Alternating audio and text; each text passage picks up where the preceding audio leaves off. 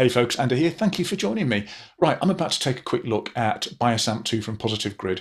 I've used the original version of the software for a couple of years now, always been very happy with it, but intrigued to see what they've managed to get in to make version 2 bigger and better than the original. So let's take a look.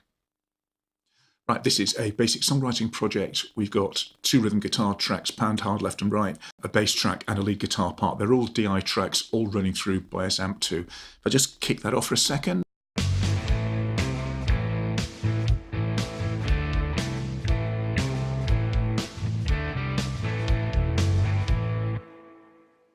So if I solo one of these parts so that we can get an idea of the range of adjustments, front panel does pretty much what you would expect.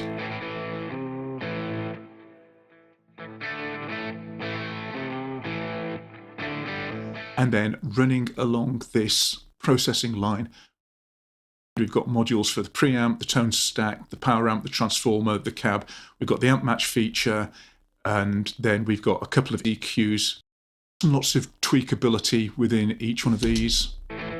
So you can do things like change the types of tube, the number of gain stages we've got, the amount of gain that's in there. We can select from different types of tone stacks. Again, we can change the power amp type. Got some new tubes, a couple of new modules, transformers too. And then the final component is the speaker cab. And as in the real world, the speaker cab makes an absolutely enormous difference to the kind of sound that we're getting out of it. So we've got a number of options. If we take the cabinet option, that is modelled cabs, and we get the microphone that we can move around on those.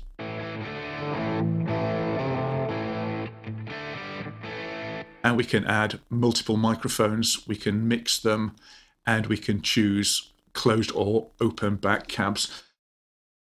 But one of the things that I've used for quite a few years now is impulse responses, because a good impulse response can give a sense of depth and air and reality that you never seem to quite get with modelled cabs. And I have been quite a big fan of the Celestion Responses, and these are quite simple. You load them into your library and then choose the response that you want to use, and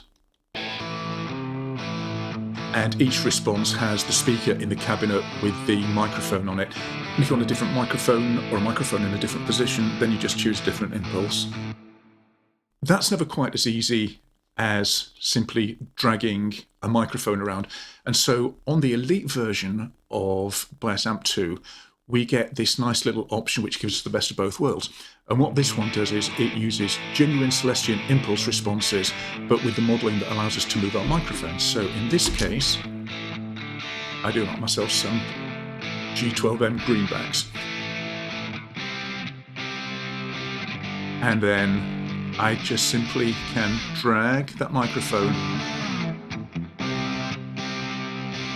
until it gives me the sort of sound I'm after.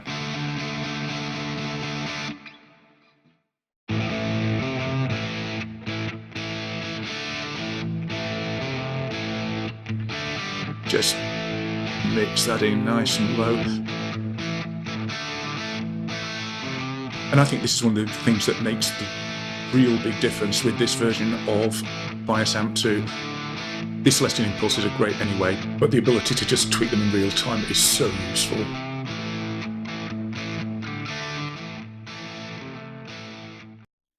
And the final thing that we'll have a look at is the amp match feature. So what this does is it lets us take a recording of a real amp and then use that to modify an amp sim. And the idea is that we get the amp sim to be as close as possible to the real world recording. So in this case, I've got a solo track which I recorded earlier. And if I just grab that, analyze my file. It's analyzing my DI track. And what this will hopefully do is get us pretty close, and then we can just have a sort of final little tweak as we need to get the sound sorted. So if I just play back the actual sample, so this is the real recorded track. And the DI.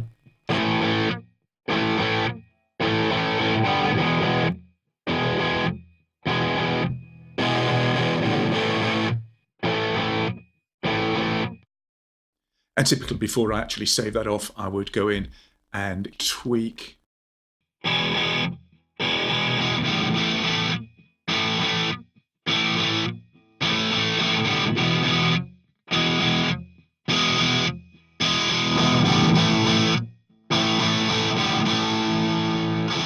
Again, just to get a little bit of air back into it.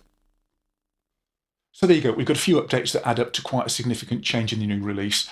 The underlying audio engine is definitely a little bit smoother sounding. The new graphics look a little slicker, a little bit more professional. Those new modules for the bass and blues amps definitely add to the palette of what you can do.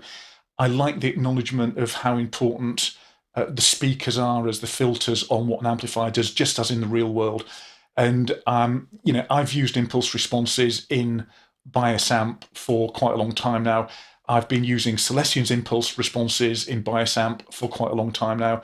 And I must say that the ability in this elite version of the software to actually use the embedded Celestion impulses with the flexibility of being able to drag the microphones about on them, so you don't have to think too much about what you're doing. You can literally move it about until it sounds good.